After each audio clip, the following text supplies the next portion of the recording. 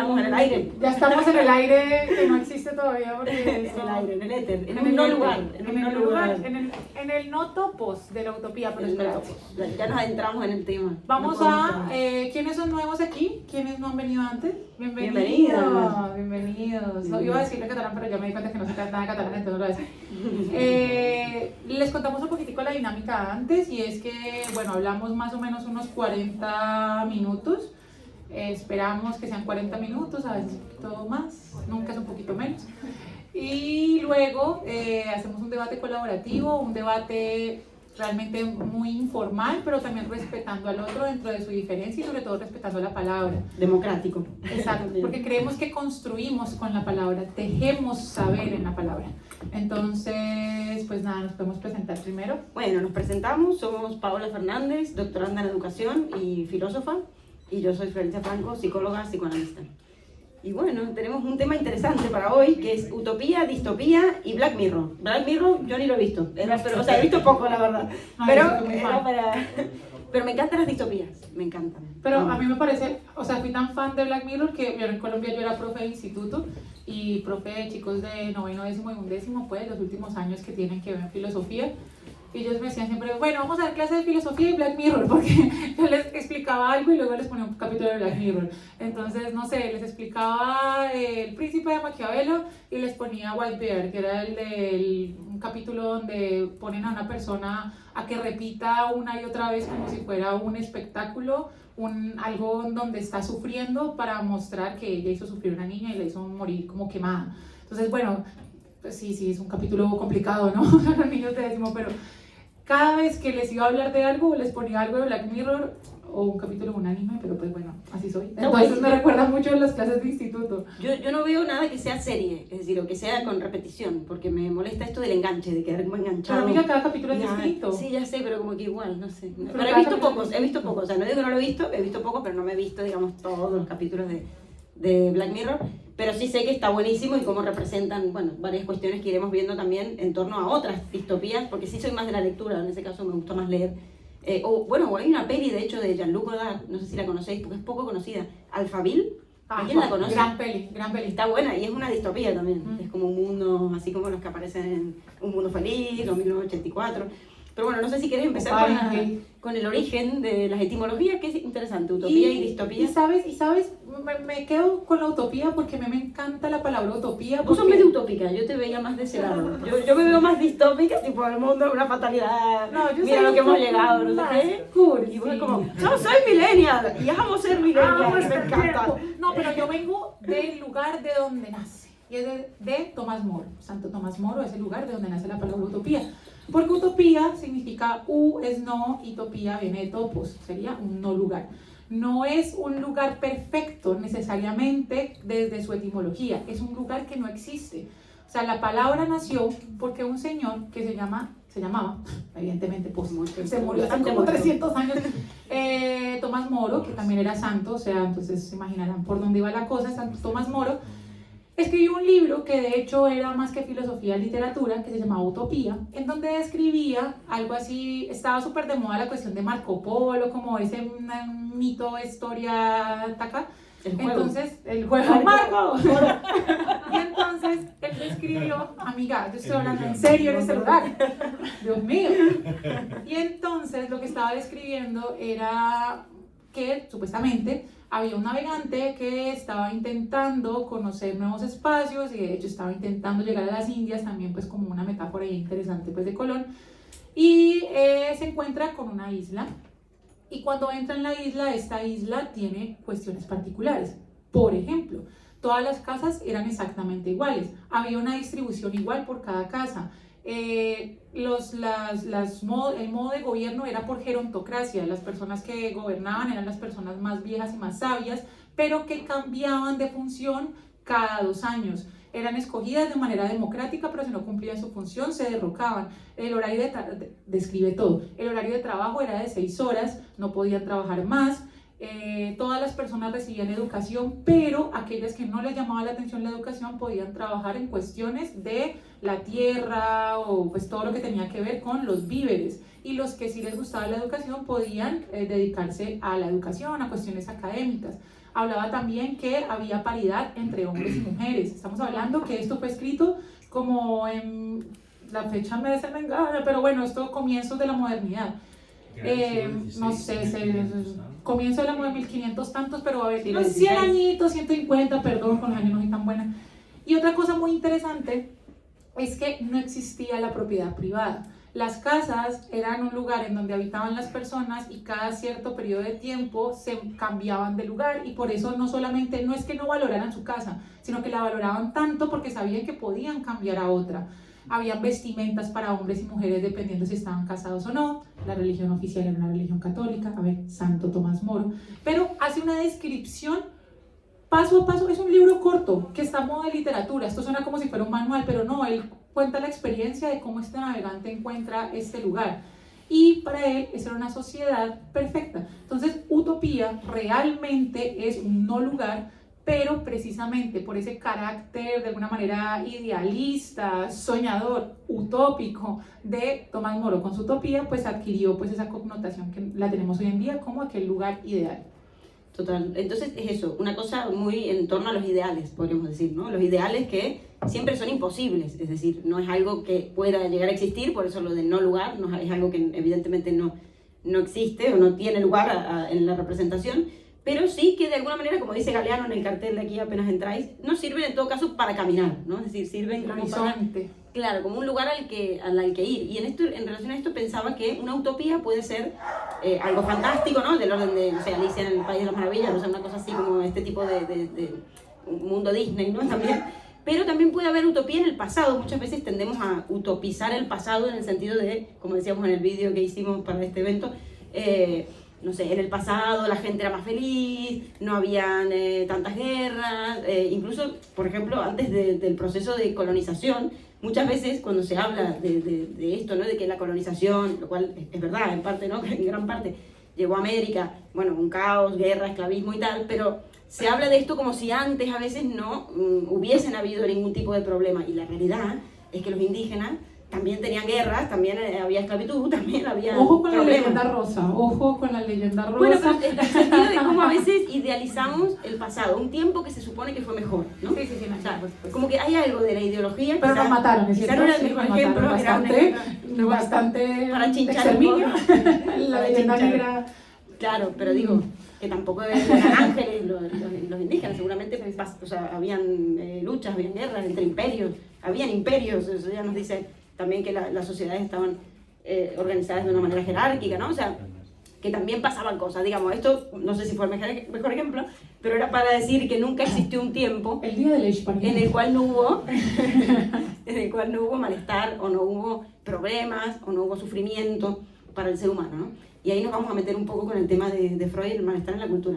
Pero antes también pensar que la utopía también puede estar en el futuro, en el sentido de, en el futuro la ciencia va a poder resolver todos los problemas que tengamos, vamos a ser eternos. Hoy en día está mucho en la fantasía esto de que vamos a vivir o para siempre o muchísimos años más, o que podemos ser jóvenes para siempre, toda esta cuestión del anti-age, ¿no? Como planteando una suerte de futuro donde sería posible que no existiera ese sufrimiento humano o el malestar.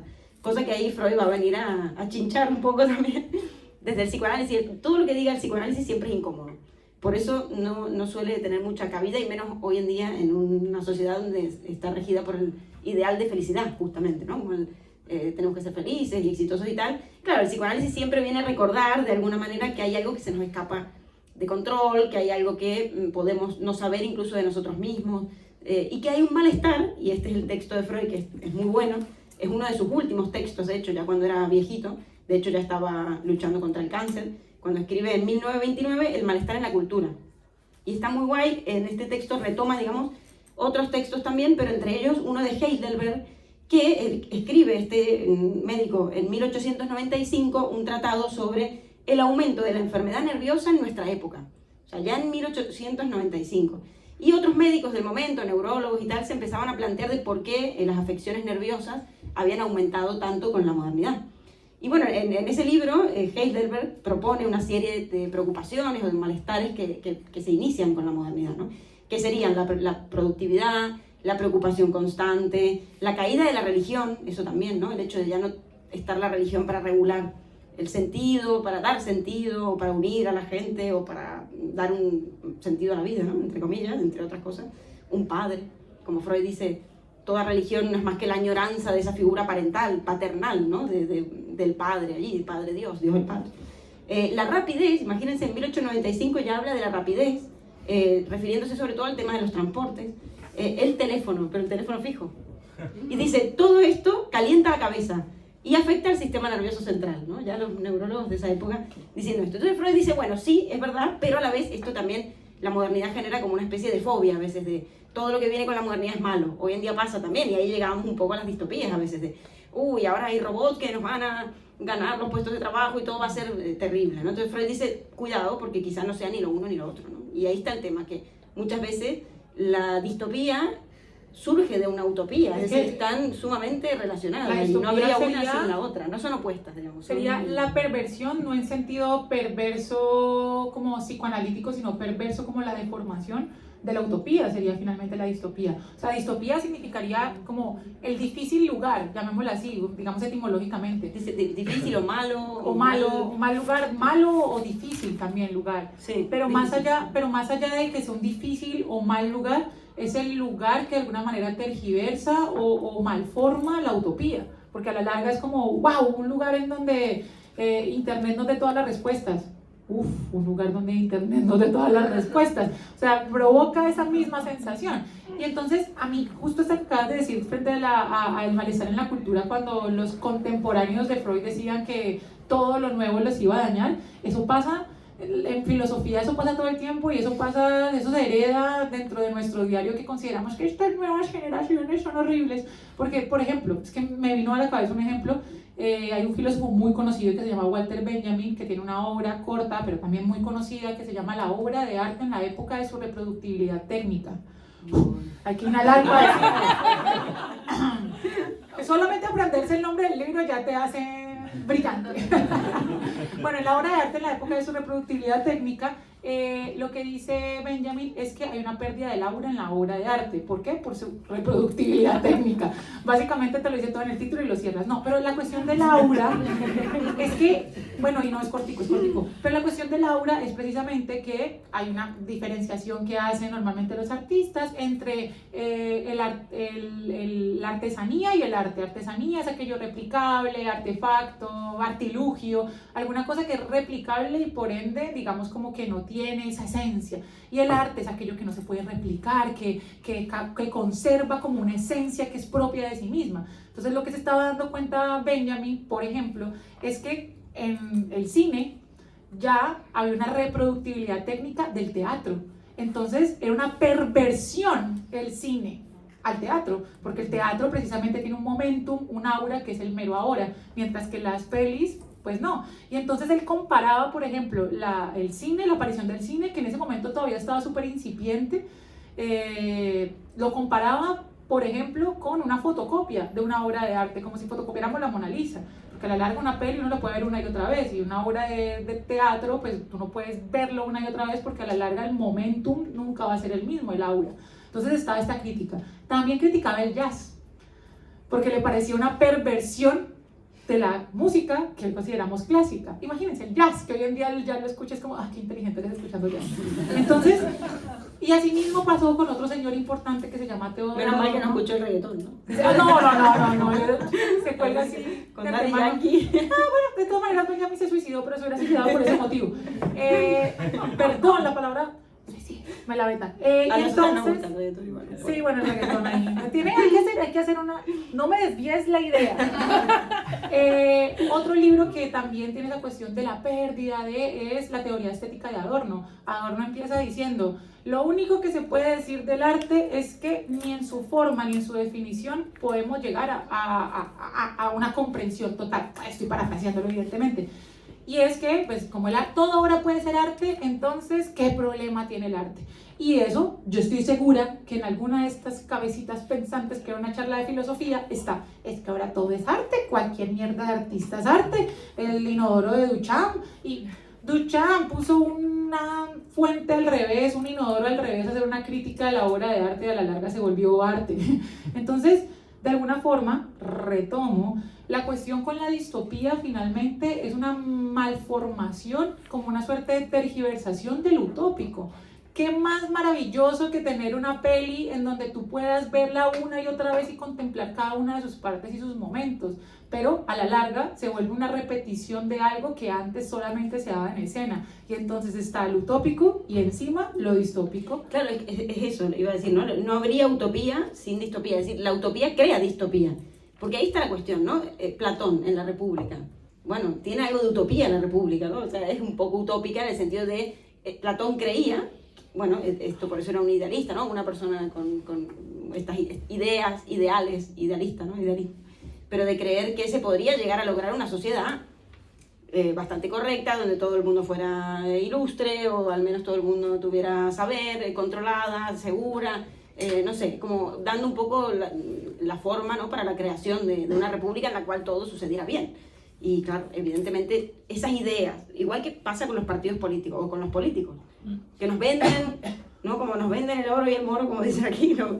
Venden una idea como diciendo, bueno, esto es lo que vamos a aplicar, sea de cualquier tipo de partido político, vamos a lograr que la gente viva bien, que la gente tal, que todo el mundo, ¿no? Pero mira, que un paréntesis que me parece por la cuestión que nombraste a Platón de la República.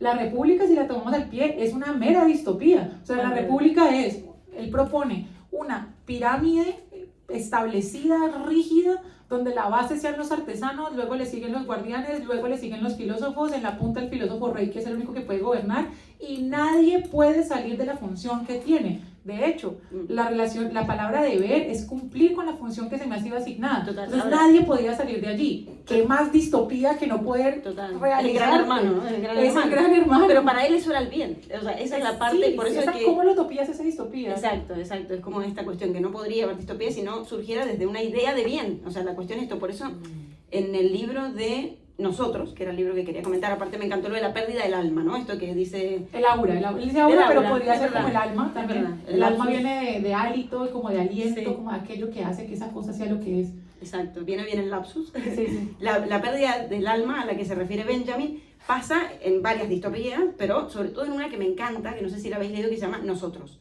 de Eugénie Samiatin. Tú me la mandaste, me parece que estaba increíble. No me dio tiempo de leerlo. Hay una triada fundacional de la distopía, se dice, ¿no? Que sería, en primer lugar, Nosotros, de Samiatin, un ruso que un poquito antes de la Revolución Bolchevique, pero bueno, no, durante la Revolución Bolchevique publica este libro, que es un libro muy gracioso, o sea, realmente es comedia pura, porque aparte de la distopía a veces tiene algo de humor, ¿no? Encontramos ahí algo es gracioso, y está escrito en primera persona por un matemático que le encanta la seguridad, el control, y le encanta estar dominado. O sea, él habla de cómo nuestros antepasados podían vivir en libertad, eran unos salvajes, ¿no? Cómo es que la gente podía follar sin permiso, sin ningún tipo de control, qué horror. Es como que todo le parece, y él habla desde la primera persona, evidentemente nos refleja, ¿no? O sea, como una sociedad en donde hay un control absoluto por un Estado que se llama el bienhechor. O sea, como que todo está hecho evidentemente en nombre del bien. Y bien hecho. Y bien hecho en nombre de algunos, bueno, por algunos, pero claro, la cuestión es aquí esto, ¿no? Que, por ejemplo, los ciudadanos dentro de nosotros, esta distopía, no tienen nombre, son cifras, todos son números, tipo 031, 055, tal, o sea, esto ya nos dice algo, y aparte se publicó en 1921, pero estuvo 60 años silenciada, es decir, censurada, y no se pudo publicar hasta 1988, por evidentemente las circunstancias de Rusia en ese momento. Pero imagínense lo bomba que es este libro.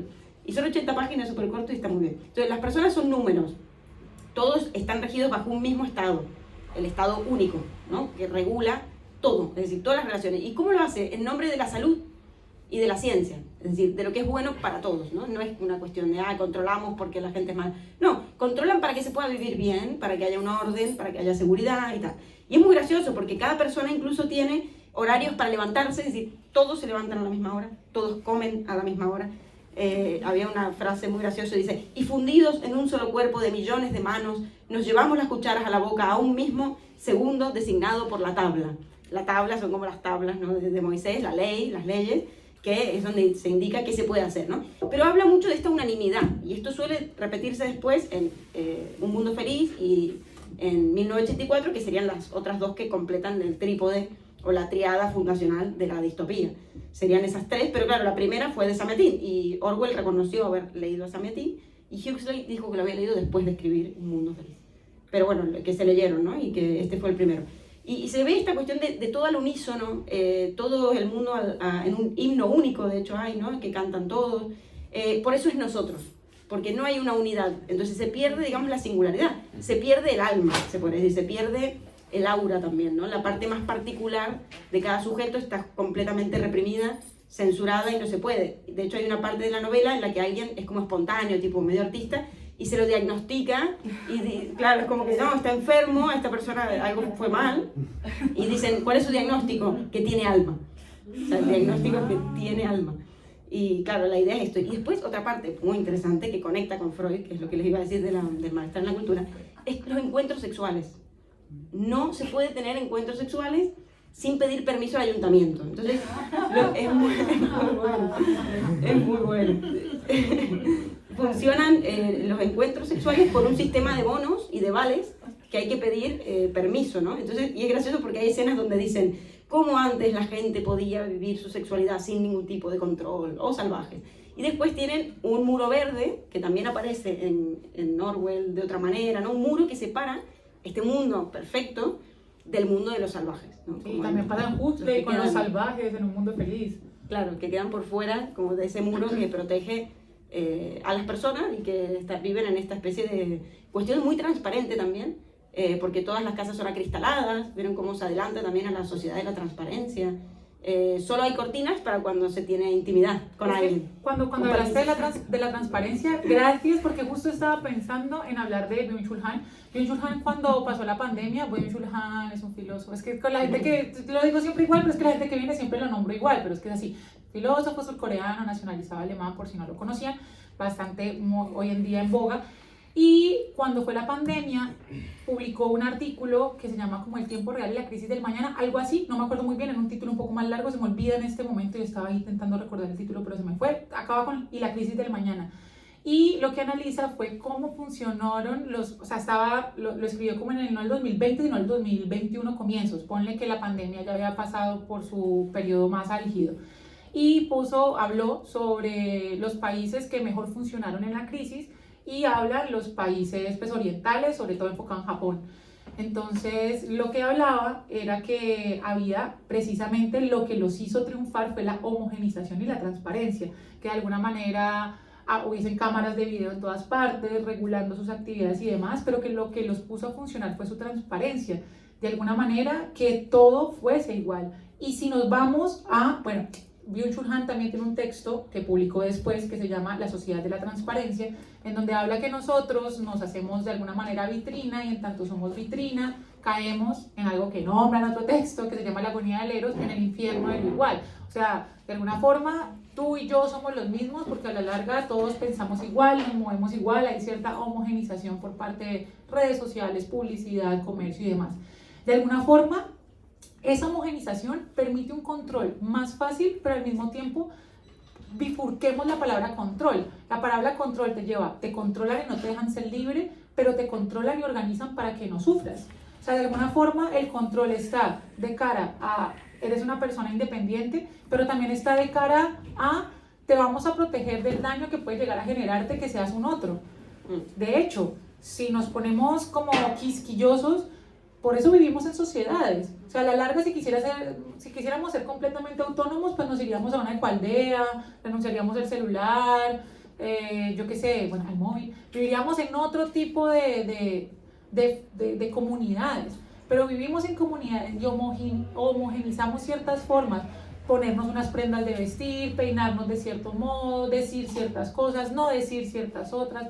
precisamente para vivir una sana convivencia. A la larga eso tiende a la homogenización. Entonces esta cuestión de la libertad de expresión, que finalmente es de lo que suelen, todas las utopías se hacen distopías en tanto la libertad de expresión como que desaparece, pero a la larga la libertad de expresión suele y tiende a desaparecer cuando el Estado quiere de alguna manera proteger, sí, controlar, pero también proteger. Entonces, las utopías se hacen obligatoriamente distopías, porque no hay una utopía pura, no puede haberla. Y ahí la dinámica, la cuestión también entre libertad y seguridad, ¿no? Que en la pandemia, por ejemplo, que para mí particularmente fue una época un poco distópica, no sé, en mi opinión, aparte como que leí justo en esa época nosotros, el libro bueno, había que renunciar a algo de la libertad, en el sentido de que no podíamos salir a la hora que queríamos, a donde quisiéramos y tal, reunirnos con los que queríamos, a cambio de una cuota de seguridad, bueno, supuestamente seguridad, ¿no? O sea, se suponía que sí, que era por eso que lo hacíamos.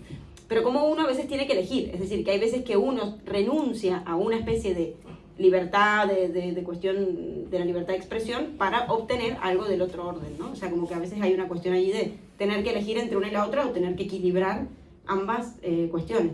Y después, claro, pensaba en estos libros, en las distopías, es muy típico que se representen a los seres humanos desde esta transparencia de modos de ver, de ser, de ver, de vivir el mundo, y también desde un racionalismo exacerbado, ¿no? Es decir, son todos seres racionales, inteligentes, que no tienen nada que ocultar. Y ahí viene la cuestión también de sujetos que no esconden nada a nadie. Por eso está el gran hermano o el Estado único, que puede ver a todos, nos puede ver a todos, ¿no? Es decir, no hay nada de cada uno de nosotros que quede por fuera de la vista del Dios Estado o el Dios gran hermano, ¿no? Es decir, ese otro que controla.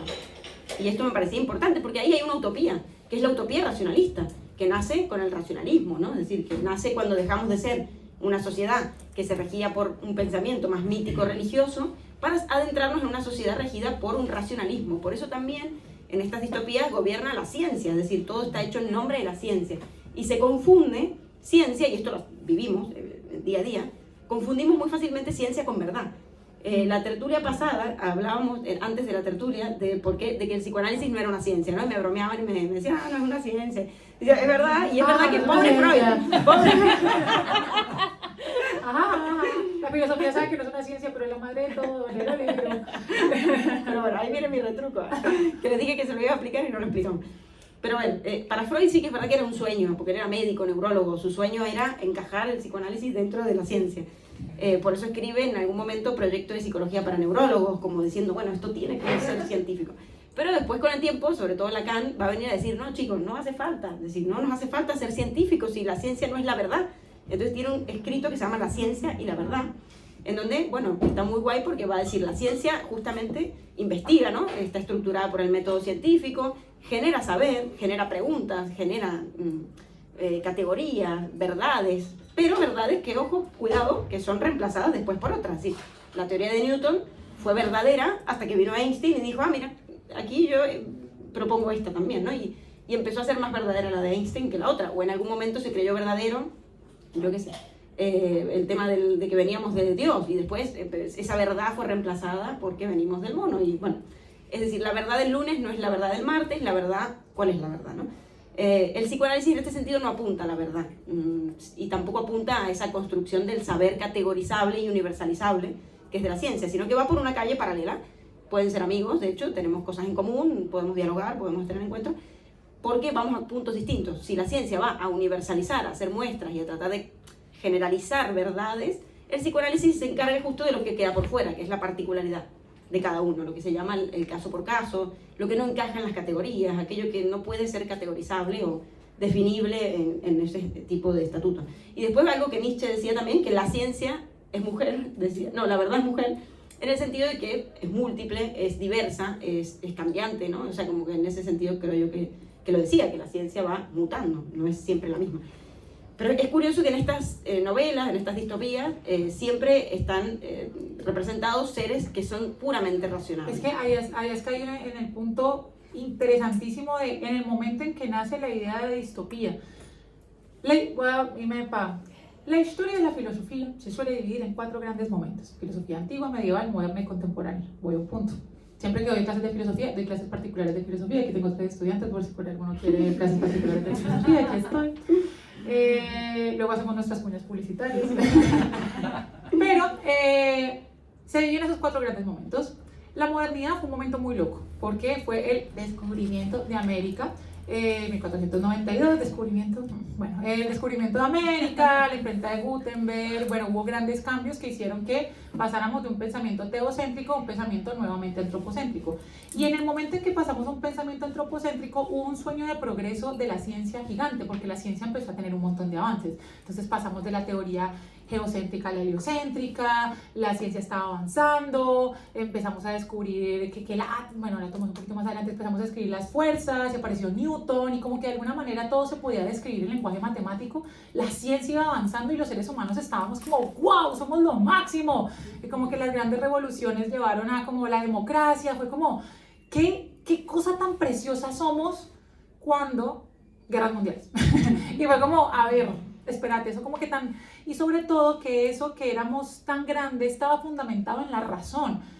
Siempre se desdeñaba la emoción. De alguna forma la razón era capaz, era la diosa que era capaz de limitar todo tipo de emociones, y eso lo heredamos desde una tradición platónica que desdeñó el cuerpo y primó la idea. Entonces, desde ese lugar, esa tradición platónica que luego se cristianizó con el catolicismo, y luego se convirtió en esa idea de el cuerpo es malo, pau, piensa con la cabeza y no con el corazón. Y ese tipo de cosas que hasta el sol de hoy decimos, se acristalaron, se volvieron todavía más fuertes, se materializaron así y llegaron a su epítome en la modernidad. Porque en la modernidad estaba este sueño de progreso. Pero antes de las guerras apareció la revolución industrial, y con la revolución industrial nos dimos cuenta que el ser humano, ese sujeto racional, que es lo más importante de la razón, nos dimos cuenta que lo más importante de la razón, papito, es la producción económica.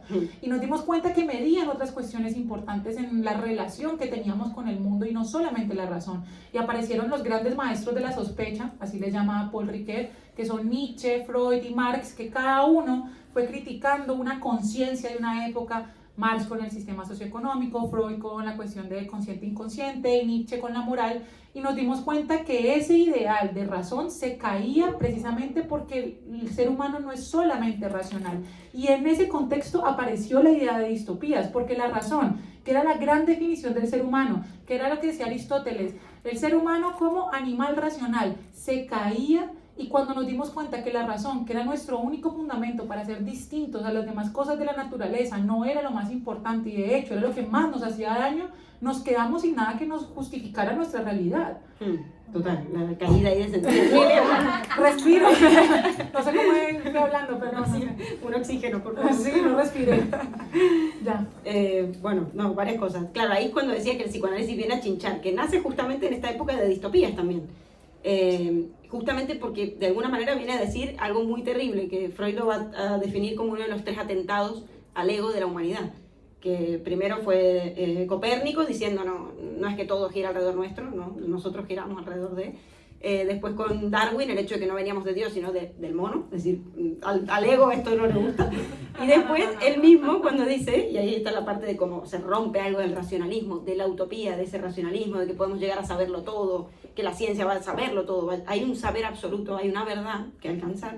Freud va a decir, no chicos, ni cerca estamos de esto, el yo ni siquiera es amo en su propia casa, va a decir, ¿no? Y ahí esa es la tercera bomba que atenta contra el ego, porque es como, ni siquiera somos capaces de conocernos a nosotros mismos en totalidad, ni de saber todo lo que nos pasa, ni de conocernos en nuestros, traumas más originarios, nuestros fantasmas, nuestras cosas. Entonces deja ahí algo al descubierto de un no saber, ¿no? Y de hecho, según Lacan, el inconsciente se define como un saber no sabido. Es decir, es algo que sabemos pero que no sabemos, y que no sabemos pero que sabemos que está por ahí en alguna parte. De eso sería lo que se llama el fenómeno represivo, ¿no? La represión, que no es que algo deje de estar, sino que se reprime. Esto quiere decir que hay un mecanismo en donde hay algo que se desplaza, digamos, hacia el inconsciente, que es la representación, pero no el afecto. Pero bueno, esto ya es como más complejo. La cuestión es que tiene que ver con el malestar en la cultura. ¿Por qué? Porque Freud va a decir, no es la modernidad la que crea malestar, ¿no? Y de hecho el psicoanálisis surge porque hay malestar, eso también iba a decir. No habría psicoanálisis, no habría psicología, si no hubiese ese malestar que surge también con la modernidad. También. Y con la racionalidad. Sí, en parte sí, ¿no? Esas preguntas existenciales, no encontrar sentido a todo, sí. Entonces, Freud va a decir, lo que crea malestar no es la vida moderna, sino otra cosa. Evidentemente lo lleva, como se imaginarán, al terreno de lo sexual. ¡Qué sorpresa, Freud! No, Paréntesis, re rápido. pero qué importante. Tengo una camiseta que me encanta, que la amo, que se la puse a hacer una amiga, que dice, y la amo, me la debería haber puesto hoy, pero me la debería poner más. Dice Friends, y pues con el símbolo de Friends, y es Nietzsche, Freud y Marx. Y cada uno dice algo. Freud dice tu mamá. Freud dice tu mamá. ¿Y Nietzsche? Dios ha muerto. Ay, Y a Marx no le pongo a decir nada porque no cabía en la camiseta. Sería muy largo. muy bueno. Bueno, ya cierro paréntesis. Bueno, que lo que crea el malestar, eso, no es la vida moderna, sino la dañina sofocación de la vida sexual de los pueblos por obra de la moral sexual cultural que en ellos impera. Es decir, y por eso es que el malestar, Freud va a decir que es algo de toda la vida y algo que va a estar toda la vida. Ahí corta con toda utopía y toda distopía. Acá digamos que va a haber siempre un malestar. Es decir, que el ser humano, de hecho dice él, el plan de la felicidad no estaba dentro del plan de la creación, es decir, se escapa, le quedó fuera. Nunca seremos, por eso también el mito de la pérdida del paraíso prohibido, el paraíso perdido, ¿no? En algún momento todos vivimos en un mundo utópico, ¿no? Un paraíso, pero después, no, cuando comimos la manzana, somos conocedores del bien y del mal, entra, es decir, el conocimiento, el saber, la tentación, el sexo, es decir, también tiene que ver, hay un mensaje un poco, ¿no? Sexual, en el tema de la manzana y la tentación, y está allí, ¿no? Entonces, ¿qué es lo que va a introducir este malestar? Bueno, que justamente el proceso de entrar en la civilización, de tener que vivir con otros, de tener que vivir en comunidad, implica que renunciemos a algo de esa vida salvaje, primitiva, de las pulsiones sexuales, ¿no? Que eso lo vemos en los niños, que poco a poco son adiestrados, adoctrinados en un proceso de socialización, pero que justamente opera por represión. Entonces, uno para vivir en sociedad, sí o sí, tiene que renunciar a esta cuestión originaria que se plantea allí como, bueno, básicamente lo que cada uno quisiera hacer por sí mismo, ¿no? No solo lo sexual, sino el hecho de que todo tiene que ver, ¿no? Con lo sexual, pero digo, esto de la libertad absoluta, no hay esa libertad absoluta porque está el otro. Entonces, hay algo del proceso civilizatorio que nos implica renunciar a esto, ¿no? Hay una pérdida ahí, siempre. Y luego, también dice Freud que en este malestar siempre está la lucha entre el eros y el tánatos. Siempre va a estar allí. Es decir, el eros, digamos, sería la cuestión del amor, del deseo, aquello que une a los seres humanos en comunidad. Pero no es solo el eros, es decir, ojalá, eso sí sería una utopía, ¿no? Creer, y esto de hecho dice Freud que es lo que las utopías creen, que solo hay eros, o que solo hay bondad y somos ángeles, o que en algún momento podremos llegar a serlo. Pero no, Freud va a ver que la eros y tánatos están sumamente relacionadas, que no hay una sin la otra. De hecho, va a hablar del Dios oscuro. El amor es un Dios oscuro, va a decir, porque claro, el amor en un simple paso a veces se puede revertir al odio más grande. O en el amor incluso yacen fantasmas, celos, envidia, un montón de emociones negativas o prohibidas, pero que se ponen en juego. Después cada uno las gestiona como depende, ¿no? Depende de cada quien. Pero digamos que son cosas que uno siente, es decir, no somos ángeles. Entonces, eros y tánatos están entrelazados. El eros es el que une y la pulsión de muerte, lo tánatos, es aquello que fragmenta. Pero son parte de todos nosotros, ¿no? Es decir, más allá de que la utopía niegue a tánatos, o niegue esta cuestión de la pulsión de muerte, siempre, digamos que la meta de la pulsión, de alguna manera, es la muerte, porque la meta de la vida es la muerte, es decir, ahí vamos, hacia allá vamos. Entonces, tiene que haber algo que intercepte esa pulsión de muerte. ¿Y qué es lo que hace que eso se intercepte? El amor. ¿Por qué uno se adentra en el lazo social y renuncia a esa cuota de goce autoerótico, privado, a esa libertad absoluta por amor? Es decir, por adentrarse en el lazo social, por querer que el otro te reconozca, por querer tener un vínculo con el otro. Esto, y hablando ya también, incluso anterior de esto, del desamparo originario con el que nacemos, que nos hace depender de un otro. Entonces, tenemos que renunciar a algo para poder conectarnos con la sociedad, con el otro, con las personas. A mí me parece que es muy interesante porque el psicoanálisis lo ve desde, pues el psicoanálisis, bueno, y muchas corrientes filosóficas contemporáneas, existencialismo, por ejemplo, lo ve desde el lazo, el amor y eso, bueno, la relación con los otros, pero voy un poquitico atrás. las escuelas filosóficas clásicas, por ejemplo, tipo estoicismo, hedonismo, epicureísmo, cinismo, escepticismo, hablaban que la búsqueda realmente para llegar a una utopía, más allá del encuentro con el otro, de la realización del eros, que no estaba dentro del panorama, era el encuentro con la eudaimonía, con la felicidad. Y todos los caminos que buscan el estoicismo desde la virtud, el epicureísmo desde ausencia de turbación, la ataraxia, bueno, cada uno desde su camino busca la felicidad como, de alguna forma, no lo plantean como utopía, pero no se pensaría como el ideal último al cual tiende el ser humano y no necesariamente el amor. Entonces me parece interesante porque a la larga, desde este análisis psicoanalítico, pero pensémoslo desde las escuelas filosóficas clásicas o desde cualquier, siento, como disciplina que tenga un carácter teleológico. Teleológico es que viene un telos es final, y lógico es pensamiento, palabra. Teleológico sería algo que tiene un final. Es que de alguna manera piensa que el propósito último de la vida tiende hacia algún lugar, como que tendríamos que ir a un lugar, algún topos, hace no topos, porque a la larga no estamos siempre caminando. Ya, esto tiene relación con la pulsión de muerte también. Sí, claro. Porque a la larga sería la nirvana también, sería la ausencia de placer, la ausencia de placer, esto, de Schopenhauer. La ausencia de deseo. El más allá del principio de placer, le llama Freud. Eso está muy textajo. El más allá del principio de placer, es como, bueno, esta cuestión medio que tiene que ver con la muerte, con ese estado de nirvana, de homeostasis, donde uno ya no sufre, pero tampoco goza, está en la nada, porque no hay deseo. Y para hablar de este tipo de cosas, amiga, y para ir finalizando, me parece importante contarles que tenemos un par de talleres particulares interesantes. Uno, el sábado voy a empezar a dar un taller es una masterclass, voy a dictar 2 clases, por lo que normalmente cuesta una clase mía. Entonces, es un taller sobre estoicismo, que lo nombré ahorita como una escuela filosófica clásica, en relación con Byung-Chul Han, que lo mencioné, y sobre todo se llama Estoicismo 2.0, resiliencia en la era del caos digital. Pensarse en cómo aplicamos la filosofía desde los estoicos hasta Byung-Chul Han a ciertas herramientas un poco más contemporáneas para pensarse este caos en el que vivimos, estas distopías, utopías de hoy en día. Y también esta otra, pero antes de decirlo voy a decir una cosa más.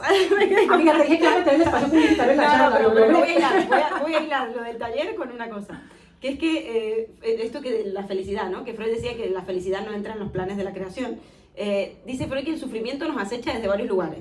Desde el propio cuerpo, es decir, el cuerpo padece y se enferma y tiene cuestiones, el mundo exterior constantemente y las relaciones con los demás. Es decir, siempre estamos afectados y estaremos por algunos sufrimientos que vienen desde estos lugares. Y plantea una lista de soluciones, que es muy graciosa. La primera, los estupefacientes o anestesia.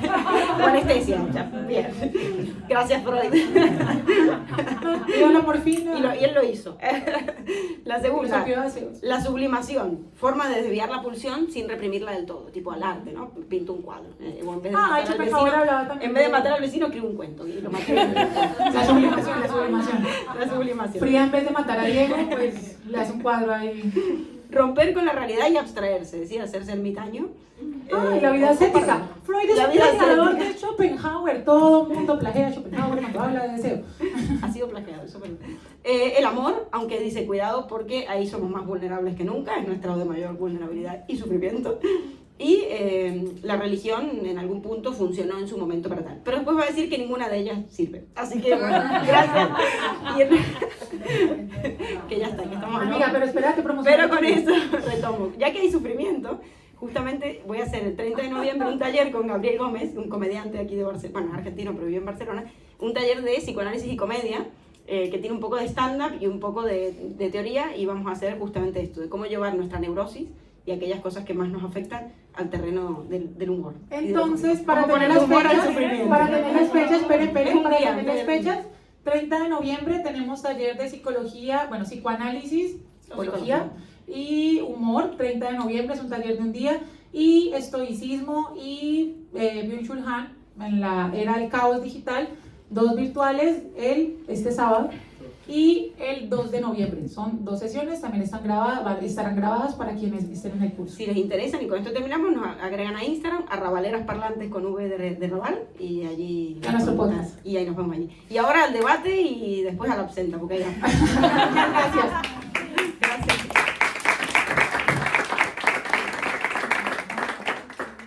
Bueno, lo que pasa ahorita es un momento interesante, importante. Bueno, lo continuamos así derecho porque vamos a pedirles primero un permiso, una aprobación. Muchas veces nosotros no grabábamos la parte del debate y pues varias personas nos pidieron que la parte del debate fuera documentada porque pasan cosas muy interesantes, pero para eso necesitamos su aprobación. No vamos a voltear la cámara, sigue estando enfocada a nosotros, pero les queremos pedir su aprobación y su permiso. Si participan, pueden aparecer sus voces dentro de este video. Sí. ¿Lo aprueban? Sí, si no se vale. Que todo sea con consentimiento. Con consentimiento, Vale, entonces, ¿qué vamos a hacer ahorita? Vamos a, pues, hablar. Entonces, ¿quién quiere romper el Es que hielo? habéis tocado tantos temas que ya...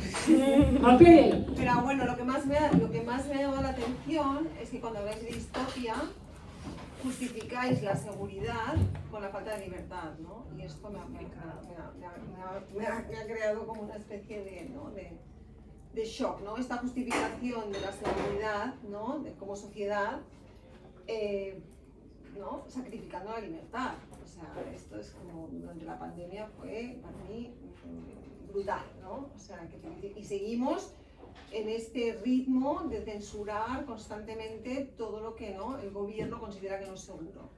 Sí, yo creo que, pues no, más que justificación, fue de Eso, no alguna sé si- forma, porque justificar de alguna manera es decir que es válido por cierto motivo. No, yo creo que más bien es una excusa para hablar de. O sea, a lo largo de la historia, la palabra seguridad ha estado asociada con privación de libertad, desafortunadamente. Tanto así, en Colombia, por ejemplo, existía algo llamado seguridad democrática y fue un momento en donde el presidente de la época mató un montón de personas, así, tal cual, que eran pues, delincuentes o guerrilleros, paramilitares y demás, y las mató así sistemáticamente y con eso justificaba que todos fuéramos más seguros, porque si matamos a los malos, pues solo quedan los buenos, pero ¿quién determina que es el malo? Pues el que está al poder. Ahora bien, más allá de justificación, porque la palabra justificar de alguna manera estaría dando un aval para un comportamiento, lo que creo es que sistemáticamente, lo que trataba, por ejemplo, yo al enunciarlo, era hacer más que una justificación, un diagnóstico, que es distinto. Creo que las sociedades, de alguna forma, en aras de la seguridad, han justificado la privación de la libertad.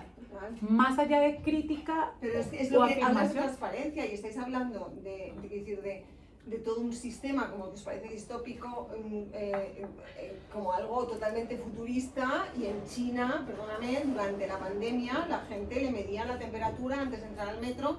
Me refiero que ha habido un control Creo que el excesivo, texto de o sea, que la Shanghai gente era de les China, llamaban ¿no? si estaban enfermos para ir controlando su enfermedad. No, a mí particularmente me parece una locura. A mí también. Pero lo que digo es, o sea, yo no digo, en ningún momento emití un juicio de valor si era bueno o malo. Y en ese orden de No, ideas, y si se entendió así, todo lo contrario, porque yo en la pandemia por eso empecé a leer distopía y tal, porque sentía como que no podía Es un creer ese diagnóstico, control, No, era porque como... me refiero que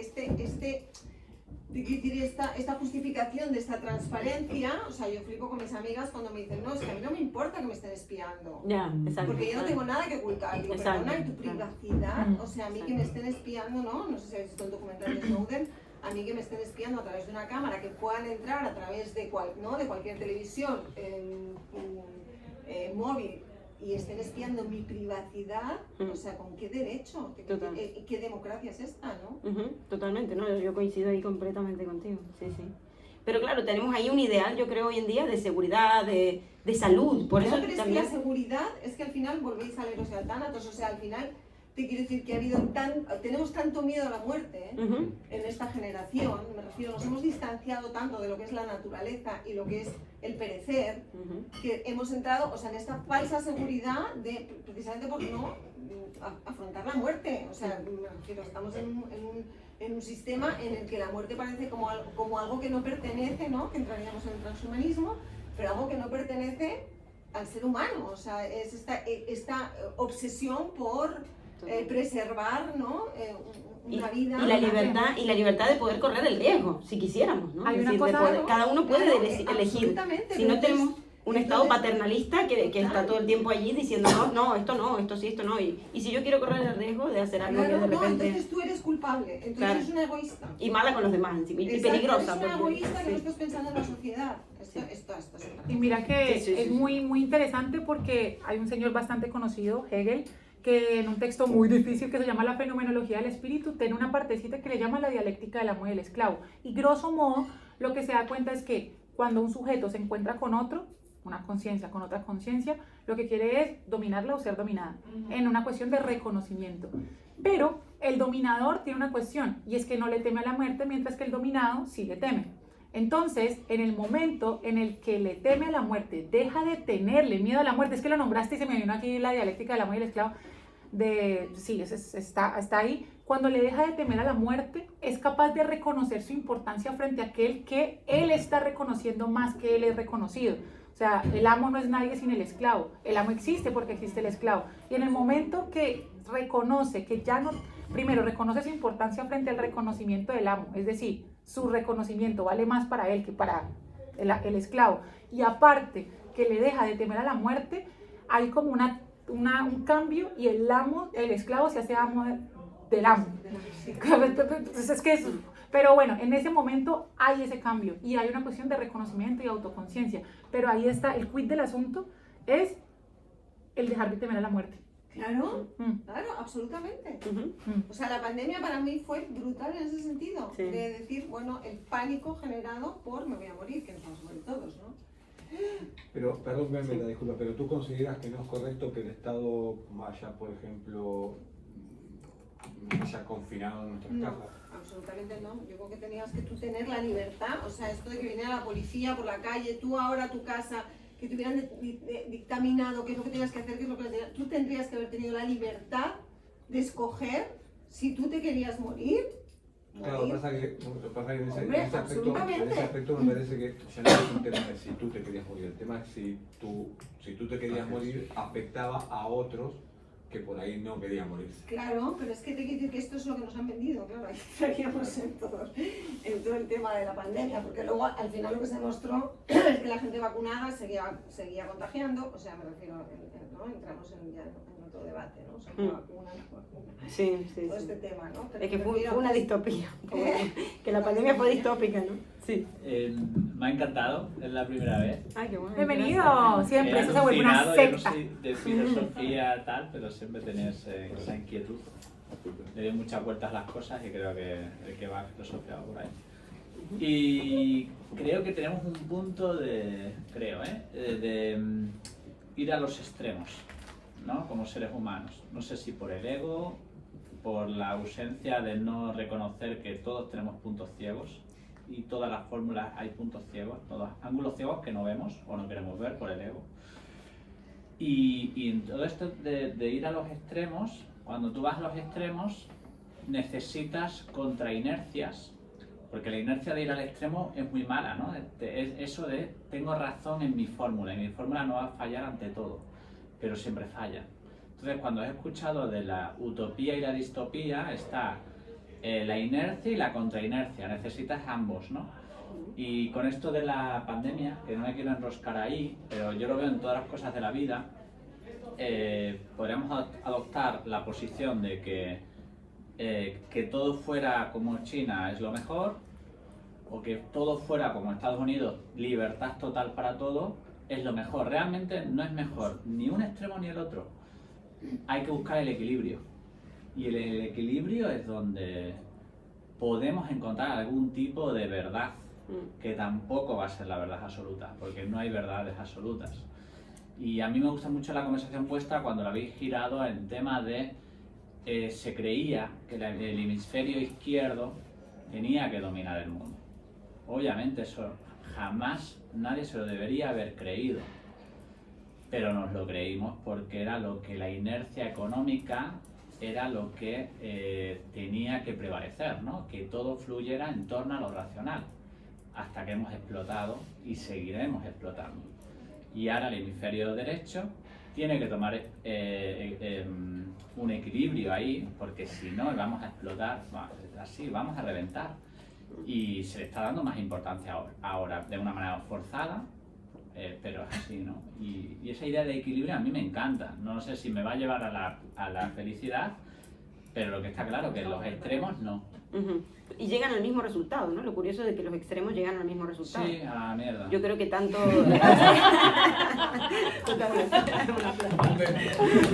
Gran filósofo. Total, total. Sí, A mí sí. siempre me sorprende que habléis de Freud, no habléis de Jung.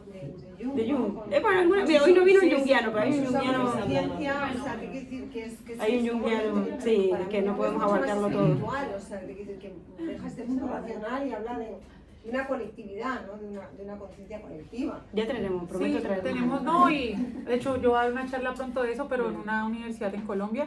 Pero no, yo creo que es normal porque que uno hable o no de un autor, eso tiene que ver con ciertos, digamos, como enfoques teóricos que uno puede llegar a tener frente a búsquedas. Sí, ahora, antes de un segundito, Sí, sí, sí. esto de que llegan al mismo resultado, ¿no? Tanto China como Estados Unidos, se podría decir. Yo creo que ambos llegan a un control absoluto de la población, por un lado, y así todo Estados Unidos vendiéndose como este nuevo imperio que se vende en nombre de la libertad, o que, sí, la libertad ante todo.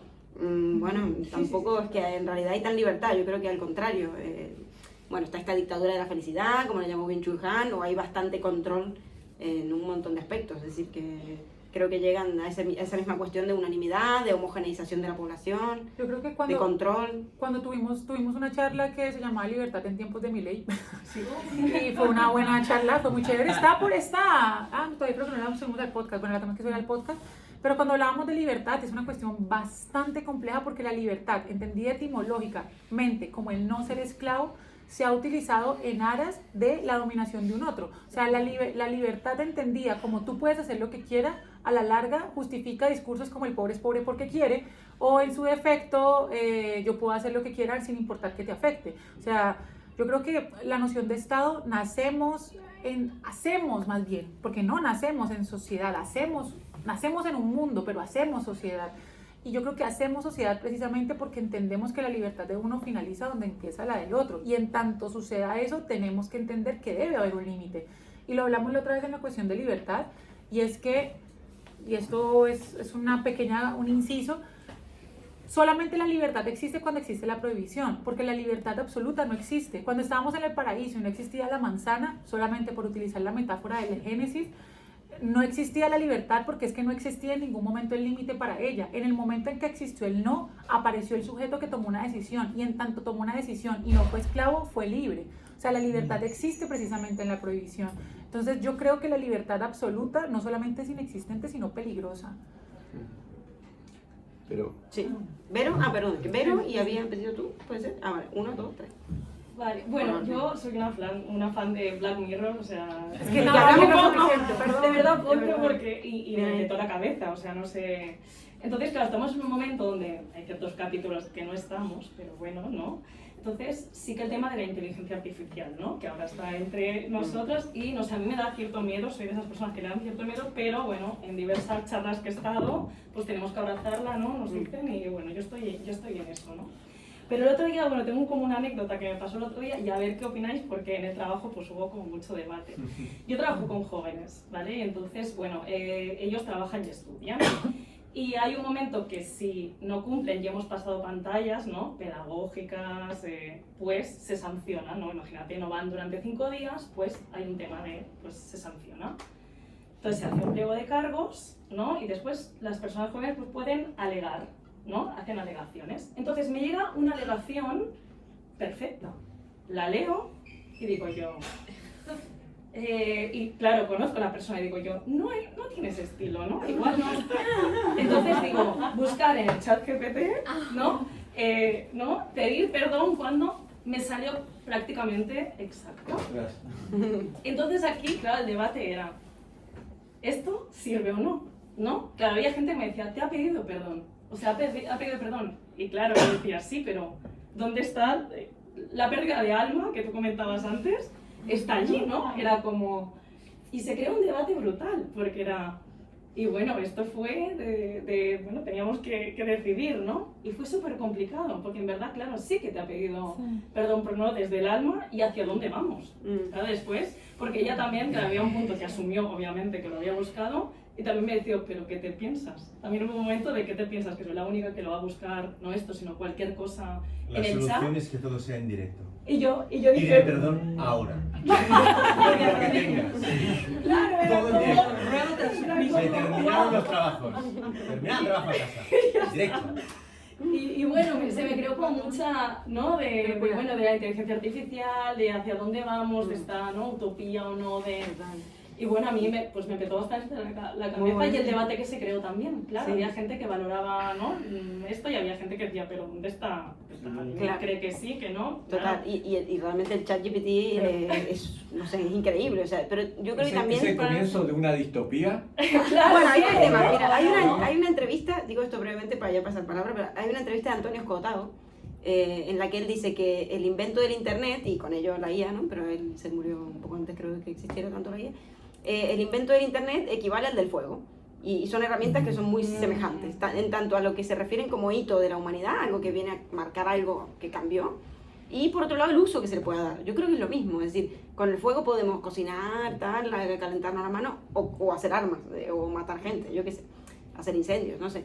Como que ahí está el tema, yo creo que de la IA yo creo que vamos a tener que saber hacer un uso inteligente justamente, y La bueno, ética. se usarán para muchas cosas, pero que sí, que el ChatGPT lo que es interesante es también lo que uno le hace decir. Me parece que eso es muy guay. Depende cómo uno le pregunte y cause el decir del ChatGPT, a veces dice cosas bastante interesantes. El tema sería que no nos atrofie y no nos Claro, que deje no podamos dejar de meter pensar. todo, ¿no? Me interesa el tema de cómo las funciones cognitivas, la atención, la memoria, también se ven alteradas por el uso de estas herramientas que son casi funciones ejecutivas prostéticas, como si tuviéramos casi como una prótesis con la memoria, que es Google, la atención, yo qué sé, las funciones ejecutivas, ¿no?, la inteligencia en un aparato, afuera de nosotros. Pero es inevitable, o sea, yo siempre he pensado que todo lo que se alcanza con el conocimiento en las redes sociales es la nueva imprenta de Gutenberg, para lo bueno y para lo malo. O sea, la imprenta sirvió para propaganda, pero al mismo tiempo sirvió para divulgar saberes que antes solamente se tenían en unas élites particulares, sobre todo eclesiásticas. Entonces, de alguna manera, todos podemos acceder al saber, pero precisamente vuelve y juega la paradoja de la libertad. La completa libertad finalmente no existe en tanto no existe prohibición. El completo conocimiento no existe en el momento en que no hay, o el desconocimiento o el trabajo para llegar a él. Podemos acceder a todo lo que se nos dé la gana. Todo en tanto el conocimiento ya escrito, bueno, no sé, lo que pasa en el Pentágono, no sé, pero si todo lo que existe en tanto conocimiento que queramos explorar, podemos. Chan, chan, chan. Pero como no existe límite, a la larga es como, pues no accedo a nada porque no existe límite. Ya, pero me refiero que estamos o sea, yo... Pero que habían, sí, rápido, si quieres, solo digo porque habían tres personas. Esta entrevista de Joe Rogan entrevistando a Elon Musk. Me refiero que seguimos hablando todo el rato de este mundo racional, científico, el conocimiento. ¿Dónde está la espiritualidad? Me refiero, nos estamos dejando la espiritualidad de lado, y yo creo que es fundamental. O sea, oyes a Joe Rogan entrevistando a Elon Musk y dice, bueno, ahora ha creado un device que vamos a tener 5 agujeros aquí en el cerebro. Como en Matrix. Total, y tienes un device y entonces el tío habla y te dice no, porque claro, es que nosotros somos mucho menos inteligentes que los ordenadores, porque claro, las computadoras hacen en 5 segundos, tienen tanta memoria, pero está hablando todo el rato de conocimiento. Y con este device vamos a poder recordar nuestra memoria de cuando teníamos 5 años. Sí, me lo apunté. Y la parte espiritual. Me encanta ese tema, me lo acabo de apuntar para tertulia próxima. Sí, lo hablamos un poquitico en la cuestión de los rituales, ¿no? Pero es un tema muy importante. Es para dedicarle una tertulia. No me acuerdo el orden, pero creo que eras tú y tú. Sí. Tú. Bueno, sí, estoy un poquito más atrás, pero me quedó el pensamiento y si no lo digo me pesa. Hace poco escuché un podcast que hablaba de Nietzsche defenestrando a la idea platónica esta de la república y de lo ideal como el punto a donde había que ir, digamos, y cómo metía esta cuestión de que no existe solo Apolo, sino está Dionisio también, digamos. Y esta cuestión yo siempre fui muy utópico, de hecho participaba en un movimiento que era utópico y tal, y me fui dando cuenta que en realidad el problema de la utopía es no entender que existe un Dionisio en nosotros y siempre están destinadas a fallar.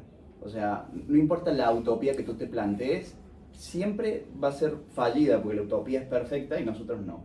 Entonces, en el momento que querramos ir a buscar la utopía, vamos a terminar en una distopía porque somos nosotros quienes vamos ahí. Entonces, en definitiva, a veces lo pienso también con ideas de la izquierda, por ejemplo, de que siempre he sido de izquierdas, pero me parece que van mal, porque no entienden que, por ejemplo, el capitalismo sabe leer mejor un montón de pulsiones del ser humano que no la izquierda. La izquierda siempre pretende que todos seamos buenos, que todos pensemos en todos, que todos tengamos que tener unos pensamientos súper elevados para que las cosas funcionen. Y a veces el capitalismo es en plan, mira, ¿quiere dinero? Cómprate cosas y ya está, digamos. O sea, es como que esa cuestión de perseguir la utopía es lo que hace que nunca vayamos a tener algo parecido a la utopía, porque en realidad tendríamos que perseguir la realidad, ¿no? lo que somos, lo que podemos lograr y entenderlo de esa forma, digamos. Entonces, no sé, pienso eso, que los movimientos demasiado ideales siempre tienden a fracasar porque no contemplan que nosotros no podemos alcanzarlo realmente.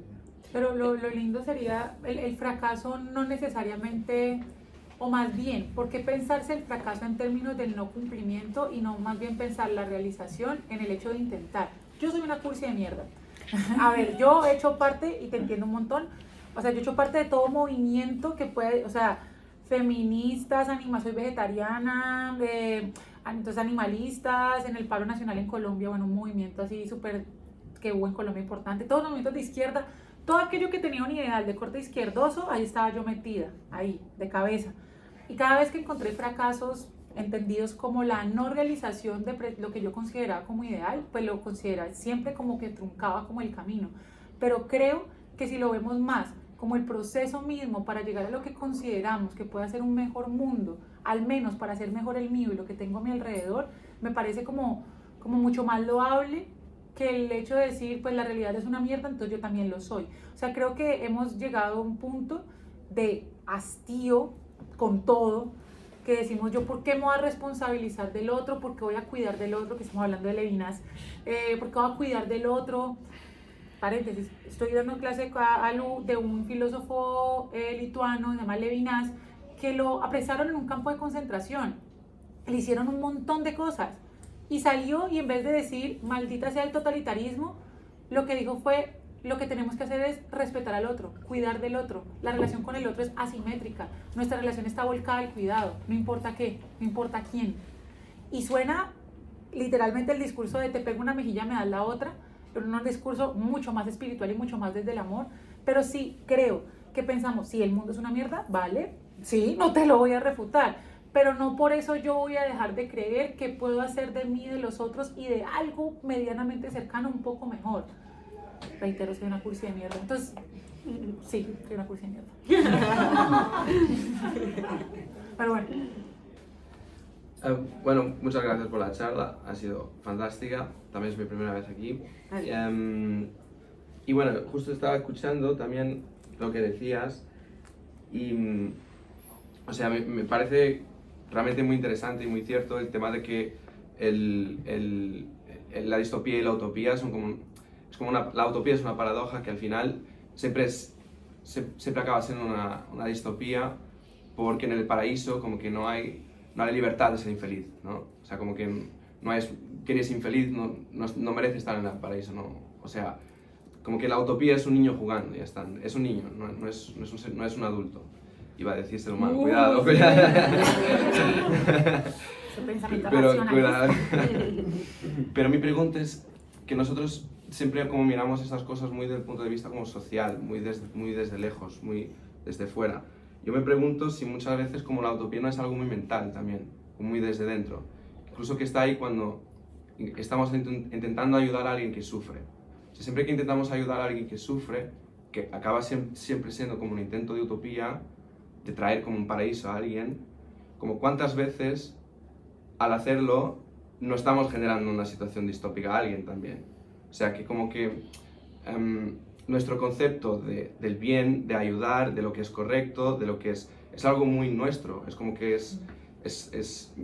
al final es como, me genera esta duda también porque yo, por ejemplo, no veo tan claro el tema del camino del medio, porque el camino del equilibrio, del medio, del consenso y tal, no permite la revolución, no permite el cambio, pero el cambio es hacia dónde. Y entonces, como que me parece siempre como que no está tan claro para mí el tema este de que la utopía es algo siempre muy de fuera. Y realmente lo veo como muy mental, muy interno. Y que incluso está en nuestro día a día cuando queremos ayudar a un hermano que sufre, pero realmente no entendemos. Porque su cuadro de valores y su self, ¿no? Su sí mismo interior, es algo muy distinto a lo nuestro. Entonces lo que nosotros consideramos como utópico bueno, que es el camino, pues puede que sea algo muy destructivo para otra persona. Súper interesante, aparte como esos ideales, ¿no? Si la utopía es un ideal, rigen nuestra conducta en el día a día, ¿no? Muchas cosas de las que hacemos inconscientemente incluso están condicionados por ideales. El ideal del éxito, el ideal yo qué sé, de la fama, el ideal de, no sé, ideales modernos, ¿no? El ideal de salud, lo que sea, pero que constantemente ejecutamos y hacemos que los demás también hagan esto, ¿no? O sea, en el nombre del bien, obviamente, pero es algo interno, digamos, que esos ideales están internalizados por nosotros. Pero no me acuerdo el orden, ella había pedido hace rato, perdón. Y ahí después Lucía. No, hay Cristóbal y hay Lu, porque Cristóbal. No vi el orden. Se has hecho la asimilación del fuego con la IA, ¿no? Pero hay una gran diferencia y es que la IA no solo tenemos que pensar la problemática que es en nuestro uso, sino que también el hecho de que existan y que cada vez haya más implica un gasto de agua tremendo, desplazamientos forzados, minerías, entonces no es neutro, ya tiene una historia detrás muy grande que estamos ignorando todo el tiempo y siento que es muy necesario siempre traerlo encima de la mesa porque nos estamos fijando mucho en cómo nos afecta y sin duda, pero ¿qué hay detrás de eso, no? O sea, para mí es muy ilustrativo, es muy metafórico, como por un lado ayuda mucho y destruye mucho y por otro también de lo individual al planeta, ¿no? Por otro lado quería traer que aprendí que existe la palabra protopía, no sé si alguien la había oído aquí, que dice, que iría un poco por ahí, que sería como, ¿qué es aquello que se acerca más a la utopía dentro de lo que es real? ¿No? Entonces igual lo que decías de la izquierda, bueno, me ha resonado como si utopía es ideal, ¿no? Pero también podemos intentar caminar hacia algo teniendo en cuenta nuestras contradicciones, como hace el psicoanálisis, y ahí ya, pues igual podemos caminar y no solo movilizarnos, ¿no?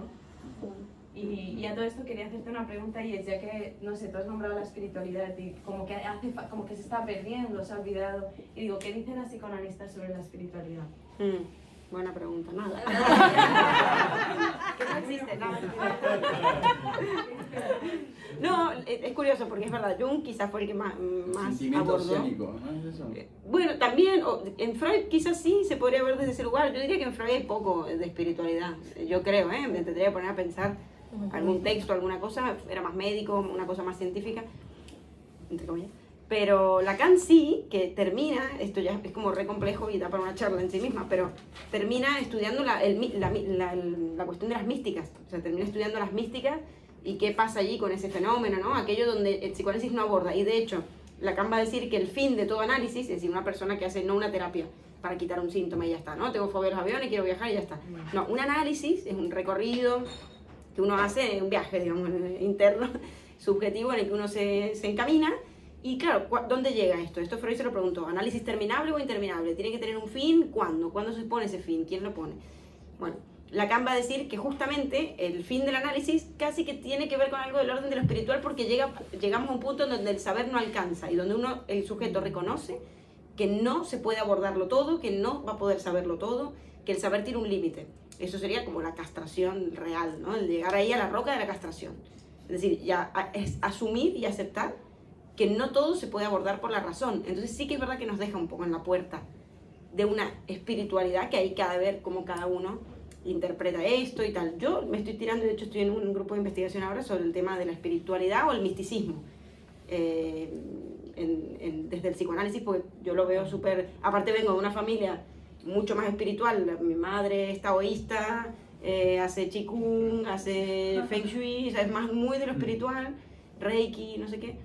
Y bueno, algo de eso, no sé, me interesa. Como que por ese lado es algo a desarrollar para mí.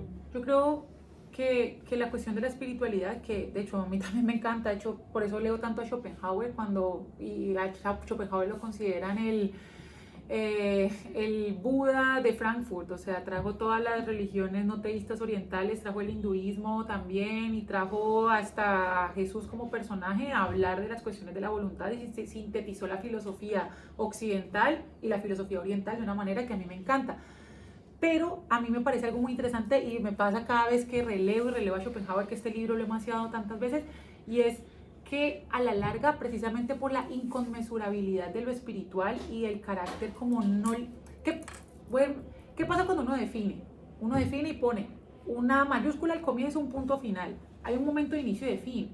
De alguna manera, lo conceptual le ha gustado tanto al ser humano y nos sigue gustando, que estamos en torno a la palabra, y finalmente palabra es concepto, en tanto tenemos un lenguaje compartido, yo que estoy aprendiendo catalán me doy cuenta, pero la cuestión es que como nos es más sencillo el hecho de conquistar el mundo desde el conocimiento, porque lo podemos definir, si lo definimos lo limitamos y si lo limitamos lo poseemos. ¿Qué pasa con la espiritualidad? La espiritualidad tiene un campo no cognoscible y es un campo de la experiencia.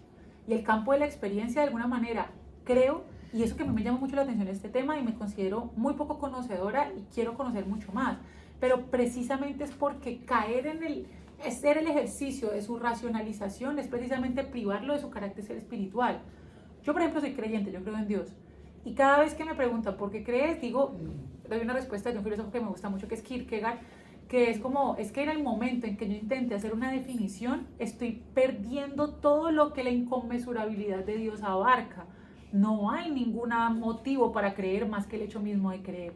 Y hay otro filósofo que se llama Wittgenstein, que en un texto que se llama el Tractatus Lógicos y Filosóficos, después de haber definido todo el lenguaje, le da, el lenguaje es esto, y vi, con una cosa ahí retocha y hasta difícil de entender y unas afirmaciones duras. Y de la nada al final dice, de lo que no se puede hablar es mejor callar. Y no para decir es que usted es un tonto, no, es para decir hay cosas de las que no se puede hablar. Porque para él, pensamiento, lenguaje y mundo tenían que ser equiparables. Si yo pienso cerveza, tiene que existir cerveza y puedo decir cerveza, para él. Pero luego se da cuenta que hay cosas en el mundo que no abarcan eso. Dios, alma, espíritu, trascendencia, lenguaje, de pronto pensamiento y mundo, ¿qué es? Entonces de lo que no se puede hablar se debe callar, porque si yo no puedo decir aquello que puedo pensar y al mismo tiempo puede existir, es un campo meramente experiencial, así que no lo digas. Entonces, a mí me parece súper interesante. Por eso los sabios son silenciosos. No hablo mucho.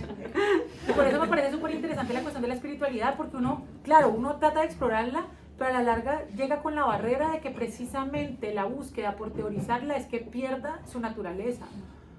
No sé, creo. Sí, no, había alguien que nos hemos olvidado, Luciana. Ah, pero antes. O... Creo que Cristóbal había estado la mano. Pero sí, hablemos menos nosotras y que sí, ya a hablar todo. Yo solo quería hacer una pequeña cuña, que aquí nadie ha hablado de Rousseau.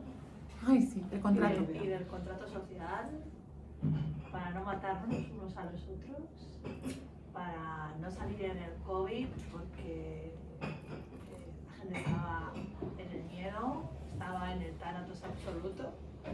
Entonces este pacto social que empezó con la Ilustración y empezó porque vivieron una guerra de los 30 años donde los protestantes iban por un lado quemando los campos y los católicos por el otro quemando los otros campos, y entonces la gente no tenía que comer y no tenía ni a quién culparle y no tenía un soberano porque había caído, no había ningún tipo de gobierno, y de repente dijeron los hombres, aquí ponemos límites o se extingue el ser humano, este pacto social. Y nos ha nombrado aquí dentro de la distopía y la utopía, que es la distopía que pasaron y la utopía que surgió para frenar, que fue la Ilustración. Nada, solo quería nombrarlo. Sí, no, total. También, y ahí también, en ese mismo marco, también aquí entraría el Leviatán de Hobbes, pensándose como ese gran kraken que se come todo precisamente porque renunciamos a nuestra libertad por temor y por eso queremos una monarquía. Sí, la libertad, de la vez pasada que hablamos de la libertad, hablé un poquito de Rousseau, porque, claro, ¿en qué momento nace la sociedad civil? En el momento en que se priva la libertad, cuando te das cuenta que lo otro no se puede llegar a poseer, en el momento en que me doy cuenta que no puedo poseer lo que tiene el otro porque es un otro, en el momento en que se limita, es que nace una sociedad. Sí, no, total, súper al lugar. Cristóbal, no, es contigo, enlazando con lo que creo que decías tú, es al final la distopía y la utopía es una cuestión de perspectiva. O sea, el mismo hecho puede ser distópico para él como puede ser utópico para mí. Sí, se puede decir que sí. Ya te digo que para Pfizer el COVID fue utópico. Hombre, Pfizer. Yo, ¿eres Pfizer? Querido, este filósofo no me lo sé. Para Douglas Pfizer. Rico del cagar. Sí. Y después el COVID más todavía. Si es que se puede. Cristóbal, perdón, que hace rato. No, bueno, la verdad se ha hablado de tantas cosas que sonando algo extraño de repente. Es una música utópica. Creo que es el celular, amiga. Es algo pastoral. No, es allá. El de Sergi. Creo que es afuera, sí. Perdón, ¿y entonces? Sí, disculpa. Continúa. Perdón, estamos yo ambientando. un sonido oriental así muy raro. Como que se ha hablado de tanto que no sé, bueno, ya voy a tratar de un poco sintetizar todo lo que quería decir. Como que igual siempre hay como que una balanza entre el orden y la libertad, ¿no? Como interesante. O sea, porque claro, tienes que de alguna forma renunciar a la libertad. Aparte de tu libertad en aras del orden o como vivir en sociedad también que decían. Y no sé por qué siempre se me viene, todas las preguntas sobre eso, se me viene a la mente la cabeza la película de Leo. No sé si la han visto, pero es un poco tonta, pero no, es interesante, porque en verdad la de Lego es como, básicamente es este mundo de Lego y hay un mundo que es como 1984, pero por otro lado hay otro mundo que es como completamente, que todos viven en libertad y básicamente hacen lo que quieren, entonces es básicamente uno que está completamente vigilado y como que tú eres obrero y tienes que ser obrero toda tu vida y no sé qué, y como que lo mismo que el 1984, como que vigilado por el Gran Hermano, así, lo mismo. Y por el otro lado como que la gente totalmente libre, que era, o sea, caótico totalmente, entonces como que también igual lo que decía, como que realmente qué viene a ser utopía y qué viene a ser distopía, como es raro, porque igual cada uno tiene algo, o sea, uno está completamente ordenado y digamos como que llega a cosas, y en el otro como que cada uno persigue sus propias, las cosas, digamos, no encuentro la palabra exacta porque ahorita no me acuerdo, pero como que las propias voluntades como personales, que finalmente nadie puede como llegar a algo, porque no saben colaborar con ellos, en los que están totalmente en libertad.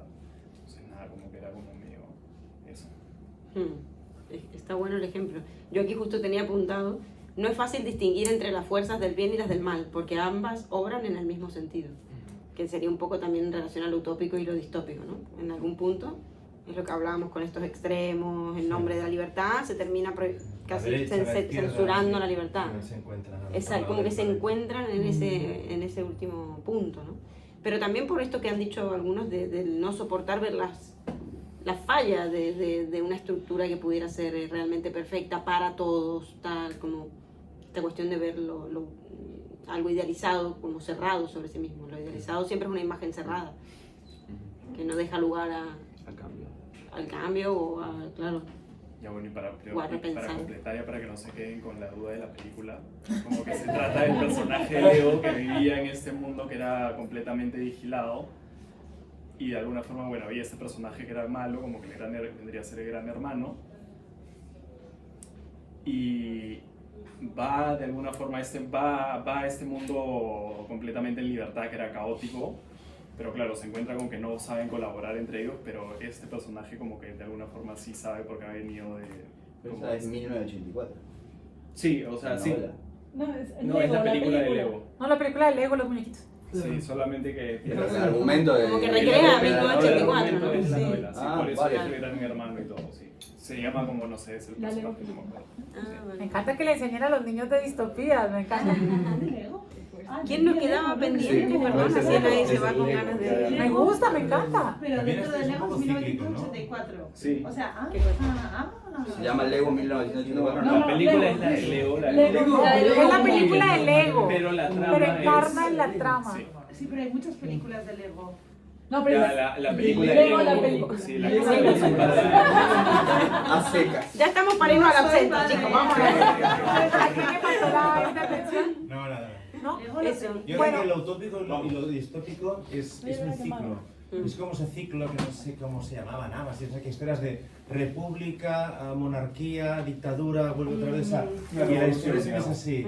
Y aquí es lo mismo, o sea, tú puedes llegar a conseguir la utopía hasta que hay un momento que se le empieza a degradar, empieza a deteriorarse, llega la distopía, llega otra vez la tormenta y otra vez luchando, llegas otra vez a ¡oh, qué bien! Y va dando vueltas, y va dando vueltas, y no termina. Sí, vamos a Es como el frío y el calor. es que- Esto que se dice que la distopía es una utopía que ha salido mal, ¿no? Como... Pero yo creo que todo el problema viene porque seguimos buscando esta figura paternal, Sí. en vez de tomar la responsabilidad por nosotros mismos, porque cada vez que se habla aquí de este mundo en libertad, parece que no, o sea, pues precisamente decía el hombre es bueno, me refiero, yo creo que sabemos perfectamente lo que es el bien y el mal, ¿no? Sabemos perfectamente lo que es el respeto hacia el otro, pero seguimos necesitando esta figura paternal que nos dirija, que nos diga tú haces esto, porque así no tenemos que pensar.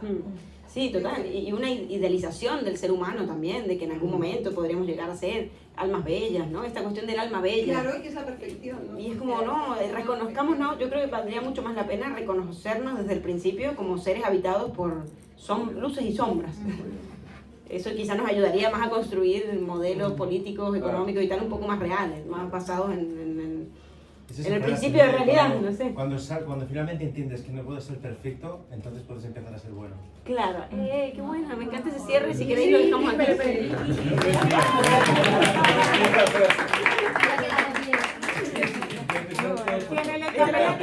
Quienes le llame la atención, para mí, pero que le llame la atención